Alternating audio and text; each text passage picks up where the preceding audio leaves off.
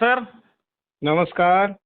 Sir, आपण दिलेल्या अंदाजाप्रमाणेच काल मान्सून कोकणामध्ये दाखल झालेला आहे.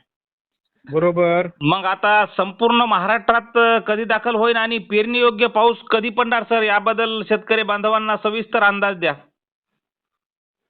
आता यावर्षी मान्सूनने अंदमानामध्ये 16 तारखेला मेच्या जरी प्रवेश केला आणि तो खूप लवकर आला होता आणि आपल्याला असं वाटलं होतं की ह्या वर्षी मान्सून खूप जलद गतीने महाराष्ट्रामध्ये येईल.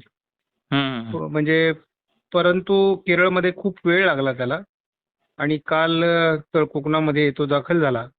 परंतु केवळ सिंधुदुर्ग जिल्ह्यामध्येच त्याचा प्रवेश झालेला आहे. तर पुढे जर आपण विचार केला तर त्याचा मुंबईपर्यंतचा प्रवास सोपा आहे. त्याला काय फारशी अडचण नाही आणि जवळपास पुणेपर्यंत म्हणजे मुंबई, पुणे, अगदी सोलापूरचा काही भाग, कोल्हापूर, सांगली, सातारा या भागात मान्सून लवकर पुढे येईल असं आहे. म्हणजे आज उद्या मान्सून येऊ शकतो इथे.